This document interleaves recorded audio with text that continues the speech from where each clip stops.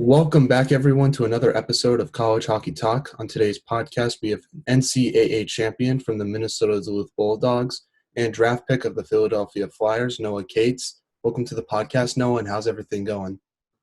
Yeah, thank you for having me. And things are going good. We're in Omaha right now in our little pod, and things have been going good, so it's been fun. Yeah, and how's pod life going for you, and what's it like to be in that setting, not just on but off the ice as well? Yeah, it's been good. They've been really good with everything, kind of taking care of us in the hotel and away from the rink. So I've been pretty busy with school and kind of our meetings, practices, testing, everything. But it's been really fun kind of getting back playing and competing with the guys again. Yeah, and you've won your first three games, beating Omaha, Denver, and Miami. Talk about those games and what was the key to those wins? Yeah, it was obviously just great being back on the ice those first couple of games. Just kind of some late third period efforts, couple of power play goals on those first couple of games, but we're not satisfied with kind of 3 wins. We haven't been playing our best, and we're just kind of looking to improve throughout this bubble and come into the second half with a good record and trending upwards. Now, what would you say is the biggest challenge you have to face in this type of bubble and setting? The big thing is kind of the momentum and energy. It's kind of dead in there sometimes, but you got to find some life from hits, shots, whatever. Kind of got to create your own momentum and energy, and I think we've been good with that for the first couple of games, but you got to continue that. Now, has it been weird without any fans? Because I know at Duluth you guys packed the arena pretty good. Has it been an adjustment for you? A little bit. They definitely do a good job with kind of the rink. They have some crowd noise, but try not to think about it. I'm just happy we're playing and kind of do whatever it takes to play. Now, watching the NHL bubble this year, what have you noticed from that bubble that translated into this type of pod that college hockey is doing right now? Yeah, kind of like I said, I've heard some podcasts with some of those guys that have talked about it, and the big thing they talked about was the momentum, not getting too down or just trying to find that energy and that life for your team when kind of it's quiet in there and things kind of feel different than when you're playing at Amsoil and it's packed. So you got to try to find different things to find that life and that energy for your team to kind of stay feeling fresh or stay feeling positive. Now, watching your three games, one thing that impressed me the most was how your freshman class looked. How have they adapted to the team so far, and what would you say? How have you tried to help them adapt to this type of setting into this new team, especially since you've never experienced something like this before? Yeah, they've been playing well. They're definitely younger, but they just compete hard and just trying to show them the culture here. The biggest thing is kind of winning and showing that culture, that championship culture here, and how we compete and just kind of have that championship effort here. So they've been doing a good job and just trying to show them that winning is the most important thing here and just kind of how to win and play hard. Now, you played the number one team in the country on Thursday in North Dakota. That team's loaded, no doubt. And how do you plan to try to beat that team and stop some of their top scorers like Jordan Kawaguchi and their new freshman, Jake Sanderson, who was obviously the fourth pick in the draft this year? Yeah, they're definitely a good team. We just kind of got to play our game, get pucks down behind them, kind of hold on and play our cycle game. That's our biggest thing, kind of how we try to play here in Duluth. So we're a defense-first team, and we know that if we hold pucks and kind of maintain offense and hold possession, they won't be scoring. So we'll kind of try to clean some things up in our D zone, but we know we can't give them chances or anything like that because they're a dangerous team. Now, I want to talk a little bit about your game this year. What would you say is the biggest improvement you made to your game since last year? I would say kind of skating. Trying to get a little stronger, get that conditioning down. I knew this was gonna be a hard bubble and playing kind of every other day. So try to get in condition so I'm ready to play all these games, and kind of moving to center was a big adjustment to that added responsibility and kind of have to be strong in the D zone. So just try to be strong there and work at that kind of in this 8 months we had off and quarantine and stuff. Now, what would you say is your team's biggest strength this year? We've been pretty good on the power play, which is good, but we kind of can't rely on that. But other than that, just kind of our in zone offense, finding different ways to score, holding pucks low. We got to kind of find that game a little bit, but I know that's our strong suit and where a lot of guys on our team excel. So we find different ways to score, but definitely if we're holding pucks and being strong down low, we know that the other team's 200 feet away from our net, and we're getting chances and bodies to the net. We'll be scoring some more goals. Now, how was your quarantine this summer, and what did you do to pass the time and help prepare yourself for this unusual season? Yeah, it was definitely a crazy time, but definitely a good time to kind of work on your game. Just kind of worked out a good amount at home, but did kind of a lot of like kind of studying video of some NHL guys that I like to watch. Just kind of some mental things, kind of like visualization. It's a big part of it because 8 months without playing a game, you can kind of go through it in your head. You can't play it physically, but you can go through it in your head, different situations, and make it feel like you're playing. So tried to not get too out of it by trying to visualize games or game situations and kind of also watching top guys play. Now, you said you liked watching NHL players' videos and trying to add it to your game. Which NHL player do you particularly to watch, and what would you compare yourself to today's NHL? Like, what type of player? Oof. Um, I like watching McKinnon, but I know I'm not quite like him with his speed. But man, I don't know. That's a tough question. Kind of like a guy that maybe goes to the front of the net, like kind of one of his teammates, Gabe Landeskog. He's always in front, kind of making it hard in those dirty areas and getting there and tipping pucks, stuff like that. So I kind of like watching kind of that top line on the Avalanche with Rantanen, McKinnon, and Landeskog. They just work so well together and have kind of different facets of their game that all work so well together, and they find different ways to score. So they're fun to watch for sure. Oh yeah, they're definitely fun. They're always improving too. I think that's the biggest part of their game is every year they keep getting better, and that's like three players definitely to watch out for because they're always adding Hmm. something new to their game to make it more, I guess, positive for the Avalanche. For sure. Now, I want to talk a little bit about the beginning of your hockey career. You grew up in Stillwater, Minnesota. Talk about growing up there and how did you start playing hockey? Yeah, growing up in Stillwater is great. All my older cousins, my older brother played, my dad played, so I didn't really have a choice but to play. And it was always great being around my older cousins, older brother, his friends. So kind of got right into it. And with older competition, I think that helped me a lot. Then kind of always was on those Stillwater teams growing up. Loved Stillwater, and we always had some good youth teams. All my buddies are still playing, whether it's junior, college, somewhere. So my friends and brother definitely pushed me to be where I am today, and it was fun definitely in those younger days playing for Stillwater and all the different little tournaments. Yeah, I'm so grateful to be from there and such a great community and organization. Now, who was your favorite player growing up? Oof. Um, say Crosby, kind of growing up, and then kind of when Parisi moved to the Wild, I really liked his game. So those two guys were definitely fun to watch. Now, you were talking about your older brother. He plays for Duluth just like yourself. What's it been like to compete against him throughout your entire life and getting to play with him up until in college? And how has he helped your hockey development? Yeah, it's crazy playing in college with him. We've played every other year growing up just because he's a year older. So just kind of working with each other throughout the ranks. He's definitely helped me a ton just with little things. He's always going up to the next level before me, and then I can learn from him, watch him, little things like that. So my adjustment period's not as long. So it's definitely huge that he kind of tested out the new waters of the new ranks before me, and then I could try to learn and um, be as ready as I could for that next level whenever I got up there. Now, you played for your high school at Stillwater for a few years. Talk about the Minnesota high school hockey scene and being a player in that setting and just how different it is versus other states.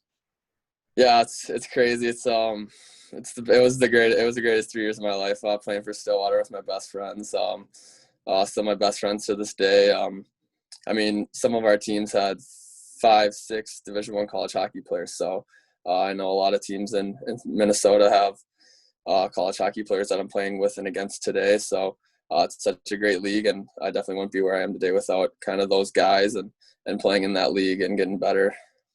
Now, watching some of the clips on Minnesota high school hockey on YouTube, the Energy Center is the state tournament final. Have you ever gotten the chance to go there as a player? And if you have, what was that experience like for you?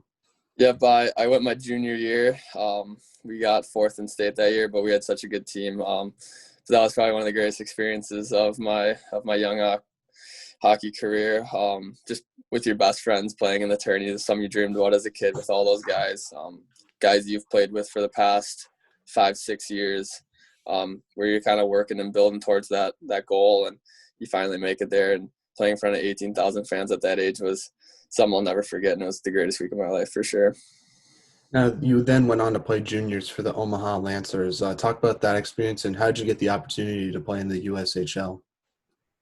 Yeah, I think I was drafted after my sophomore year. Um, Late round pick to the Lancers, so just kind of went to all their camps after that, and finally got the opportunity after my high school year to play full time there, and it was such a great experience. Kind of the first time away from home, nothing but hockey, and just kind of build into that like pro mindset. You're just a hockey player. That's all you're focused on, and really hammer down on the details of the game. Playing a lot of games, kind of really transformed me into like kind of the player I am today. With Coach Wilkie, he was awesome for me. Kind of showing me that it's not easy. Like sometimes high school can be. It's not.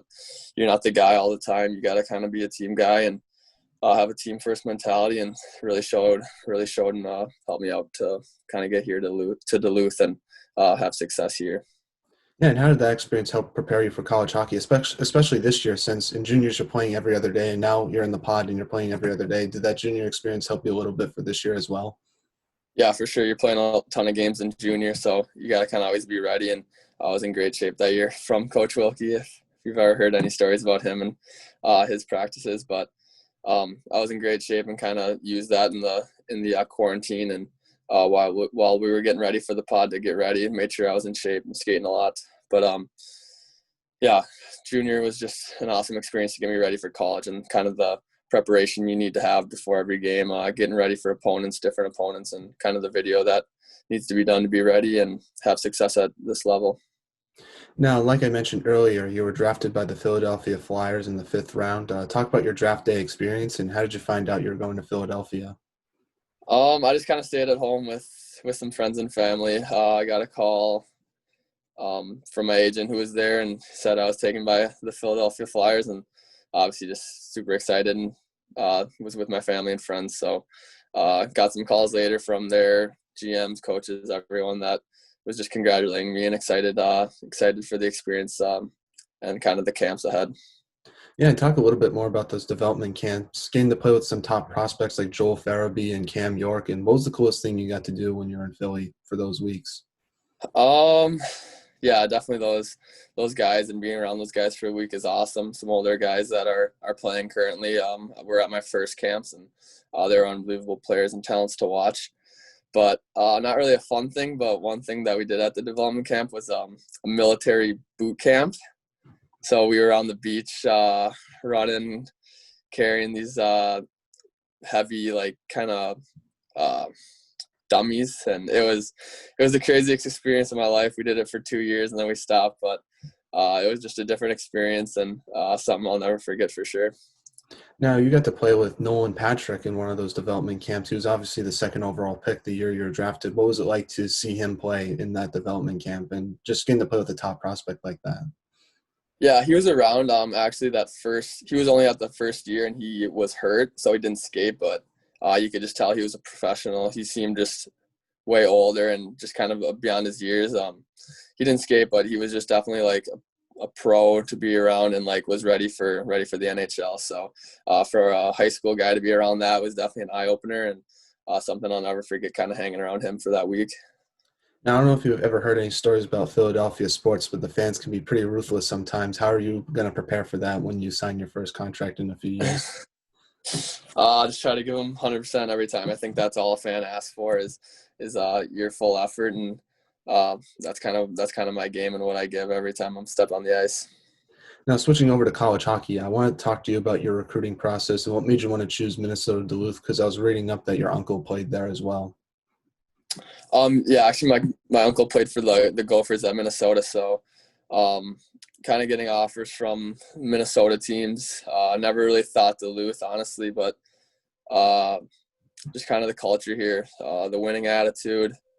Um, it was kind of not my best offer, but the most important thing is winning and kind of the culture, the people around here. I knew a lot of guys coming here that I just like to be around. I knew there were winners and professionals, and if you want to kind of get to the next level, you got to be hanging around guys like that. So I think it's the attitude and the culture here that made me want to come here, and so happy I did. Now, talk about what it's like to play under Coach Scott Sandlin. What's it like to play under him? He's a very intense guy watching him on the bench. And What's it like being a player under his tutelage a little bit? Yeah, it's great. He's obviously a great coach and has such great experience, and obviously those championships under his belt help a lot. But um, he's just a great mentor and very serious when he needs to be, and I think that's kind of why his teams win. He's not messing around with anybody. He holds everyone to that standard, and that's kind of the biggest thing with being here is that standard, and he holds it to the highest accountability. Everybody. Now, what's it like to play in the NCHC? Just the competition you have to face every night because even the eighth place team is still one of the top teams in college hockey, it feels like. Yeah, it's such a great league to be in. Like kind of like this pod, it's such a great league, and not every college team or college league can do this. So it's a very special league, and there's no easy night. Obviously, if you're in a series that Saturday night, any team or any league, wherever you're at, it's gonna be a hard night. So such a great league, and this pod's been so fun, and I think you can see how it's not an easy league just from kind of the early first week of this pod. So so lucky to be in this league, and kind of shows with how many guys they kind of have going to the NHL every year. Now, what's the biggest adjustment you had to make to your game as a freshman that first year? I just kind of think that college schedule, you got to just kind of be mentally focused. Can't get ahead of yourself or down on yourself. You got to be pretty locked in mentally. And these guys in this older league, it's tough, and they're kind of seasoned veterans, and you can't be have that ego or anything. You got to be ready to play every night, and kind of especially in the NCHC, you got to be ready to play every single night because you never know what team could take it from you.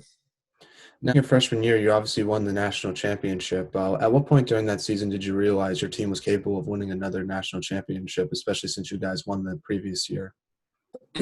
Yeah, definitely the experience that those guys had from the previous year was big. I would say kind of that second half, though, we were pretty just dialed in. Guys knew kind of how to play and how to win, and going into playoffs there, we kind of locked it in and went 8-0, and uh, I just can't even say enough good things about that team or that year. It was so fun, and we just kind of knew. We just had that feeling that no one could beat us when we were playing at our best, and we were playing at our best for a long time there at the end.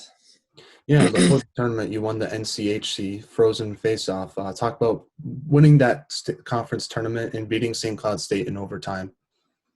Yeah, that was a crazy game. I think went to 2 or 3 overtimes, but St. Cloud was kind of a top team in the country that year, and they kind of had our number for a while that year. But to beat them in that fashion and go into the tournament with that kind of momentum and number one in the NCHC was big for us, and kind of the rest is history after that with kind of what happened with them and kind of how we started playing after that game.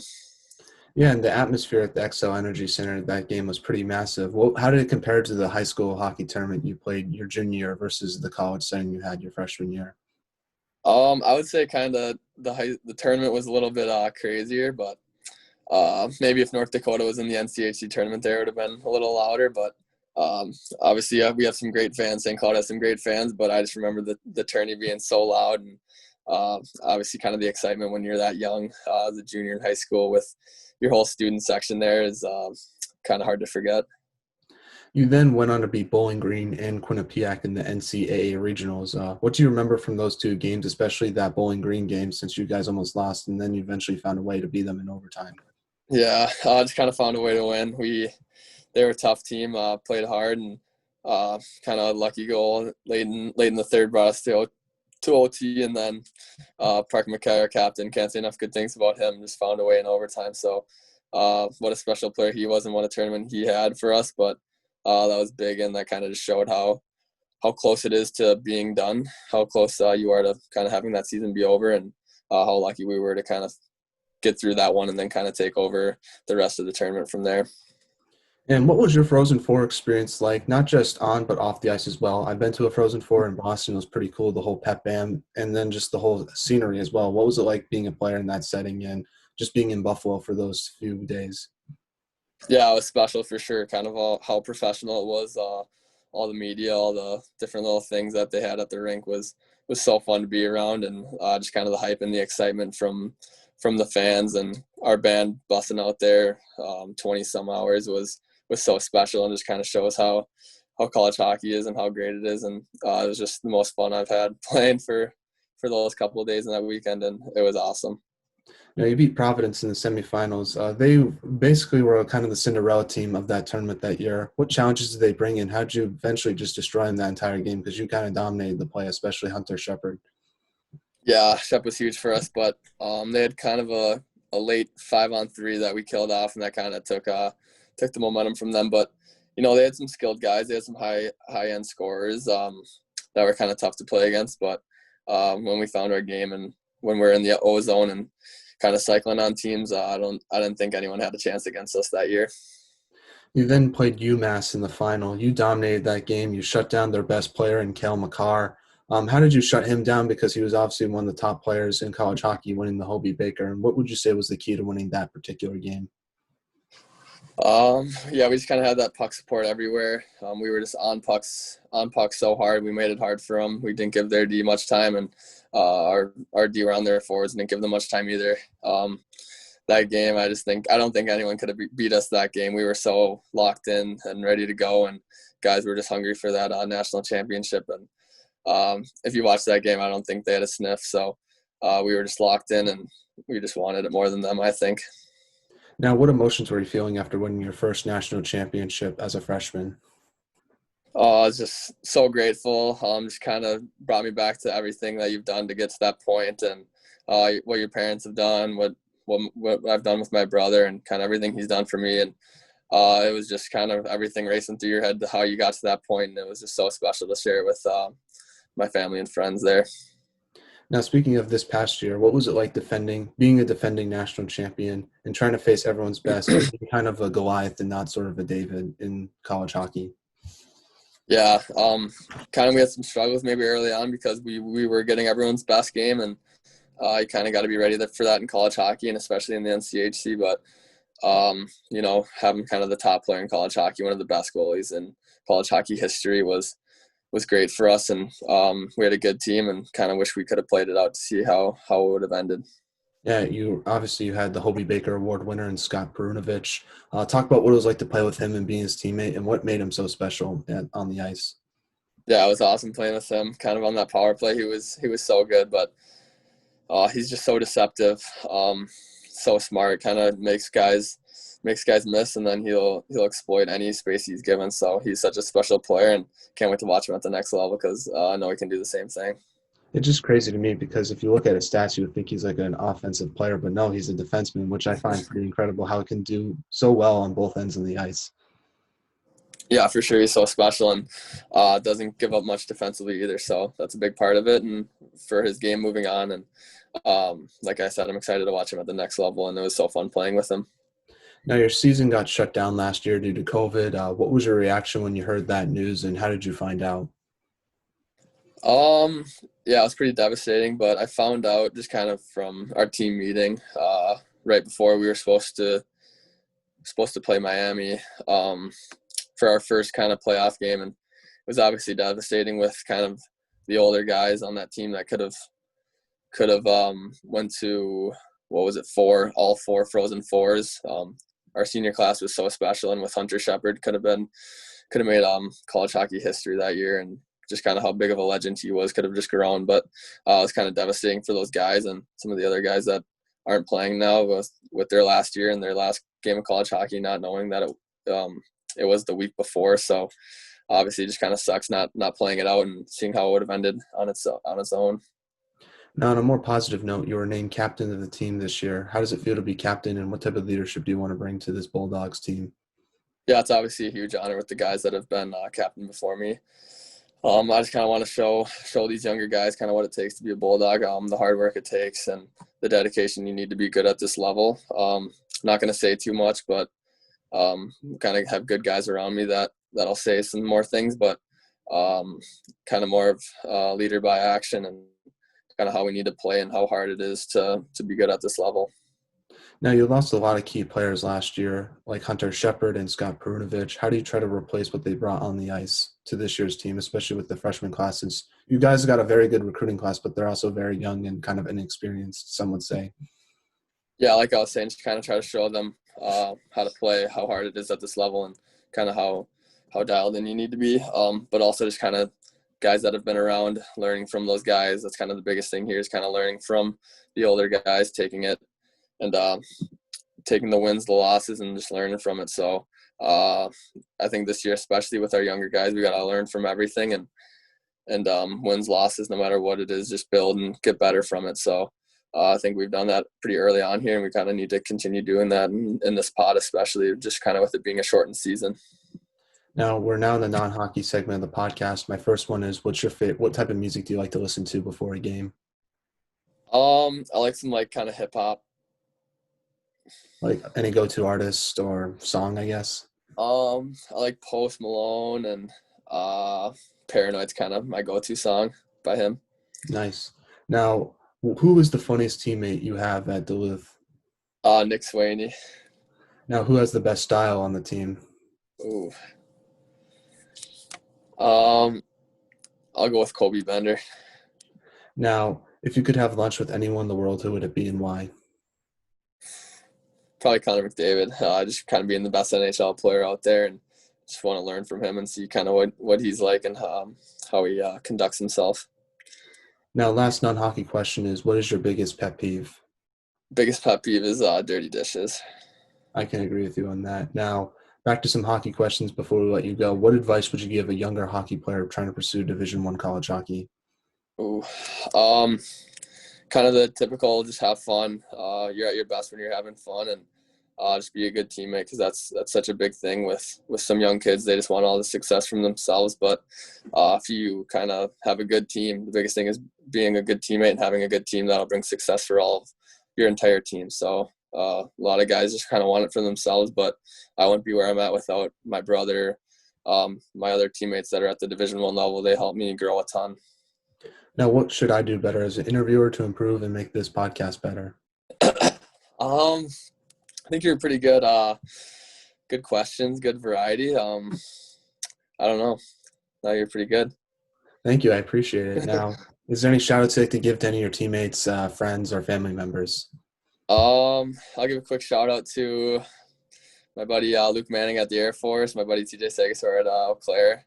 Hopefully they start playing soon, but those are my two best friends and line mates in high school, and wouldn't be here without them. Well, thank you so much, Noah, for coming on. I really appreciate it. Take care, stay safe, and good luck tonight against Miami, and I'll definitely be rooting for you guys for the rest of the year. Sounds good. Thank you. No problem. Have a great day. You too.